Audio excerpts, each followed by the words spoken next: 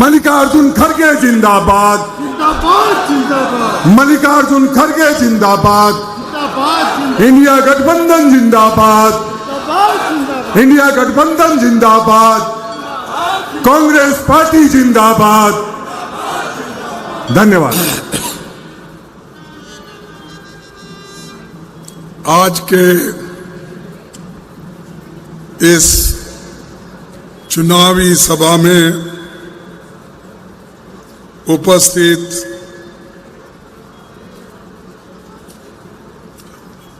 सबसे श्रेष्ठ नेता शिबू सोरेन जी,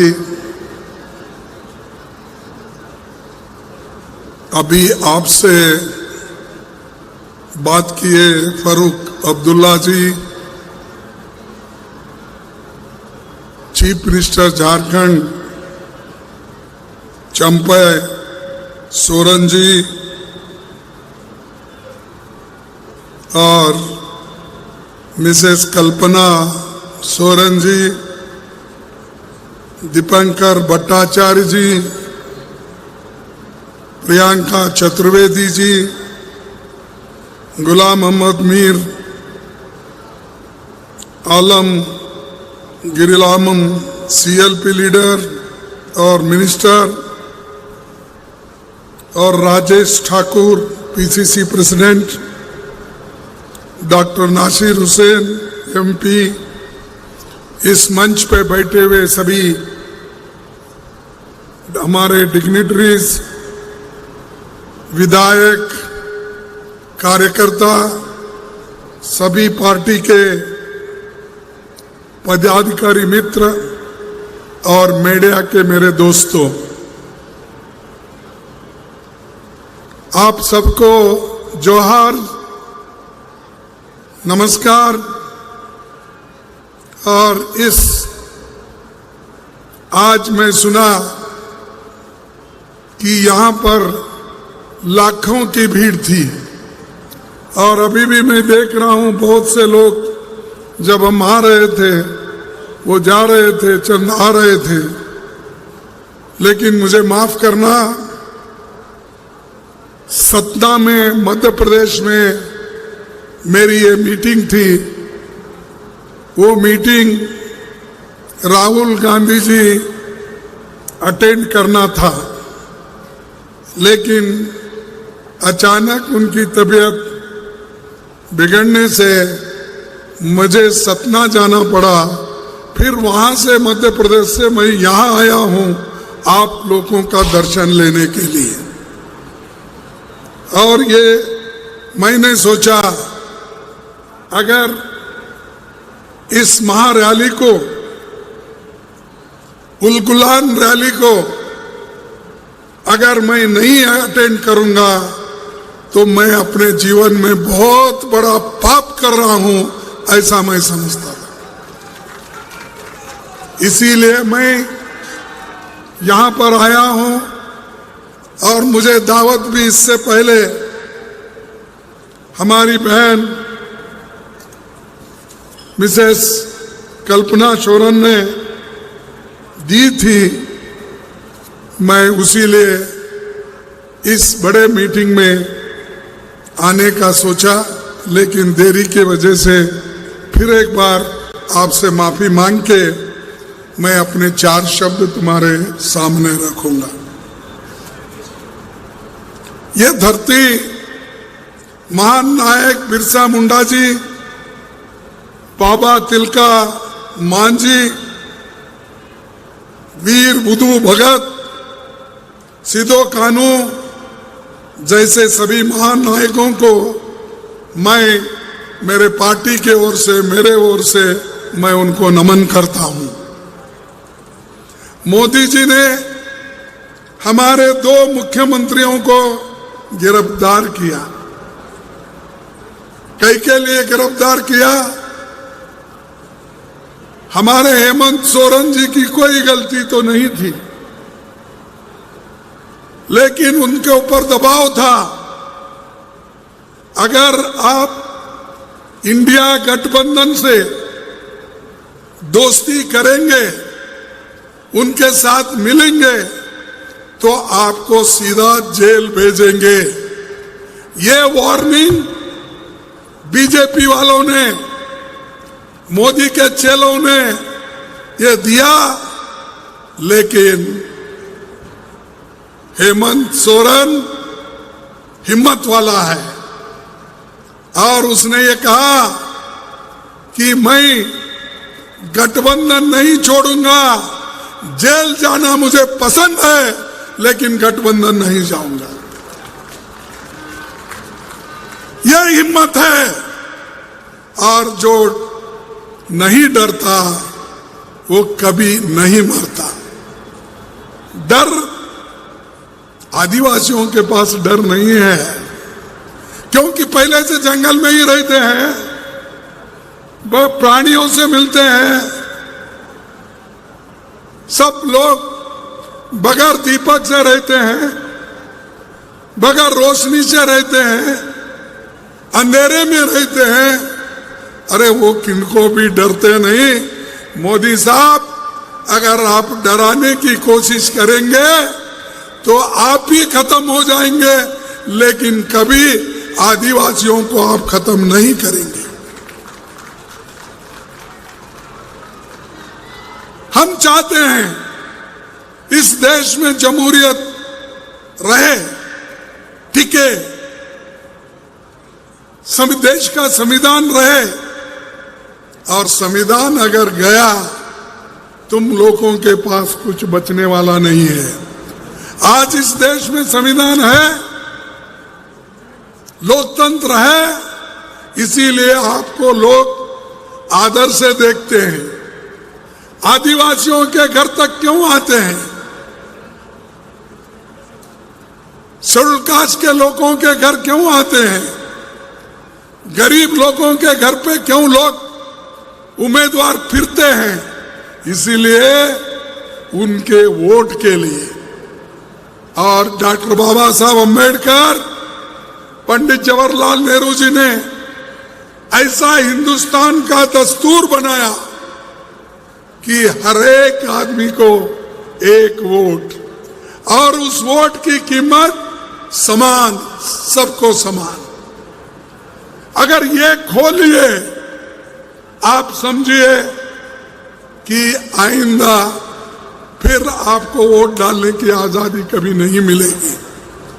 यही तो मोदी चाहते हैं।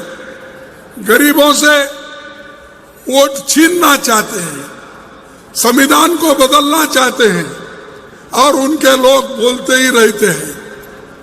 और वो हमेशा क्या बोलते हैं? इस बार 400 पार।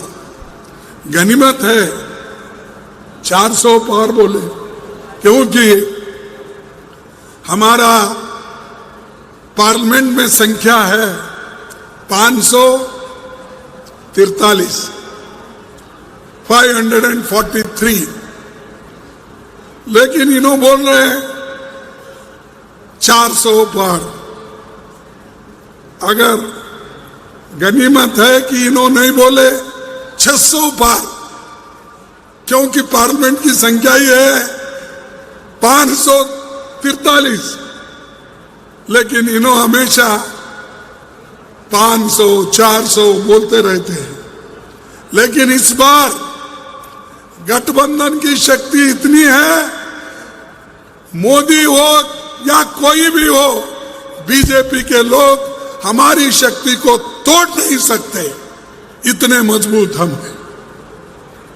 डरा रहे हो। हेमंत को जेल में डाल के डराने से डरने वाले लोग नहीं हैं, या केजरीवाल को डालने से हम डरने वाले नहीं हैं। हम जनता से डरते हैं, तुम्हारे जैसे लीडरों से नहीं डरते हम। ऐसे 100 लीडर आते हैं, जाते हैं, लेकिन जनता हमारी रक्षक है, देश की रक्षक है, देश के लोकतंत्र की रक्षक है, देश के संविधान की रक्षक है।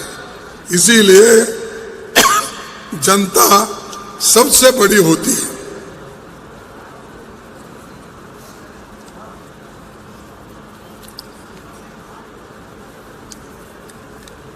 हमारे 2 मुख्यमंत्री को आज जेल में डालने से हम खत्म नहीं होने वाले हैं। और मैं ये कहूंगा, मोदी जी आप खूब कोशिश करो, मोदी जी आप खूब कोशिश करो हमको मिट्टी में दबाने की, लेकिन हम उगते रहते हैं क्योंकि हम बीज हैं। बीज उगते रहते हैं, आप कितना भी मिट्टी में दबाओ। वैसा मोदी या बीजेपी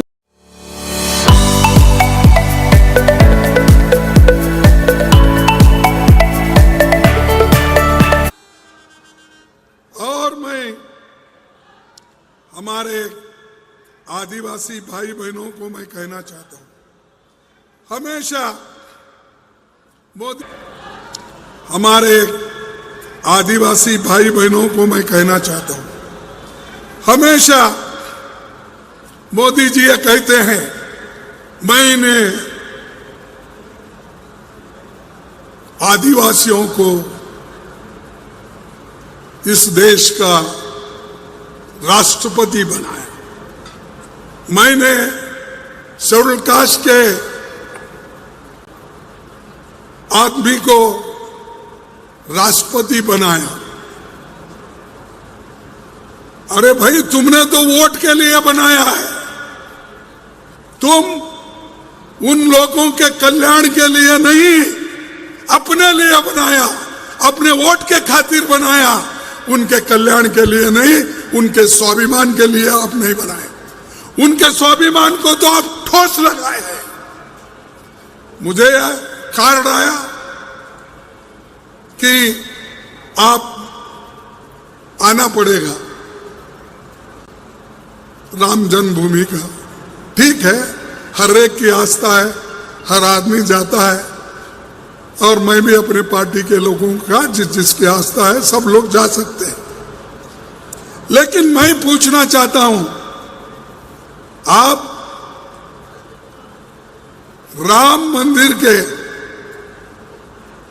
जब उसकी प्रतिष्ठान हो रही थी, मुर्मा जी को क्यों नहीं बुलाए? इस देश की पहली महिला है, पहली वो एक आदिवासी कम्युनिटी से आती है। आपको याद नहीं है? ये अपमान नहीं है? उसी तरह पार्लियामेंट भवन, उसका उद्घाटन करते वक्त भी आप मुर्मू को नहीं बुलाए। क्या यह आदिवासियों का अपमान नहीं है? आप वैसा ही कोविंद को किए, एक शेड्यूल कास्ट नेता जिसको राष्ट्रपति बनाए, उनको भी पार्लियामेंट की जो बुनियाद डालने की थी पार्लियामेंट का, उसको भी नहीं बुलाए। अरे भाई, आप कहां बुलाना वहां नहीं बुलाते, और तुम खुद ही हर जगह पूजा पाठ करते फिरते हो, बाकी के लोगों को इसलिए नहीं बुलाते, वो अछूत है, वो आदिवासी है। अगर वो अंदर आए तो इससे पहले एक बार जगजीवन राम जी को हुआ था, हिंदू यूनिवर्सिटी में उनको बुलाया था संपूर्णानंद के स्टैचू का उद्घाटन करने के लिए। वहां जगजीवन राम गए, संपूर्णानंद की स्टैचू उद्घाटन करे। पहले तो प्रोटेस्ट था, लेकिन वो करके जब बाहर निकले, फिर उसको गंगा जल से धोकर पवित्र करने के लिए उन्होंने उस स्टैचू पे दूध पानी सब डाल के क्लीन करा, क्योंकि एक अछूत ने छुआ था उसको। और ऐसे लोग हमको सिखा रहे कि आप के लिए हमने इतना किया, आप कुछ नहीं किए। आपको मौका मिला, आप ना गरीबों को नौकरी दिए, ना आज जो आसमान पे जा रहे हैं कीमतें वो घटाए, और आपने क्या किया? वोटों के लिए आपने किया। नौजवानों को कहा, हमारे नौजवान भाई बहनों, तुमको मैं सालाना 2 करोड़ नौकरियां दूंगा। अब 10 साल में कितना देना चाहिए था? 20 करोड़ नौकरी देना चाहिए था। कहां है मोदी साहब तुम्हारे 20 करोड़ नौकरियां? मोदी साहब झूठ बोल रहे हैं या सच? आप बताइए। 20 करोड़ नौकरियां देता हूं, 2-2 करोड़ हर साल, तो नौकरी नहीं। तो क्या मोदी साहब झूठ बोल रहे हैं? क्या हम लोग झूठ बोल रहे हैं? अब बताइए। 15-15 लाख गरीबों के जॉब में डालने की बात की है। कहां है 15 लाख? काला धन ला कर देता हूं बोले, ये भी मोदी ने झूठ बोला। किसानों का आमदनी डबल करूंगा बोले, कहां है डबल आमदनी? ये जो है, मोदी जी हमेशा झूठ बोलते हैं। इसीलिए मैं हमेशा उनको कहता हूं, ये मोदी साहब झूठों के सरदार है। सब लोग सच बोल के काम करते हैं, लेकिन इन्होंने झूठ बोल के वोट लेते हैं, फिर लोगों को तंग और तबाह कर देते हैं। मैं आपसे पूछना चाहता हूं कि मोदी जी ने आदिवासियों को भी क्या दिया? इंडिया गठबंधन सरकार, हम फिर से जब आएंगे, एमएसपी का अधिकार छोटे वन उपज पर भी लागू करेंगे।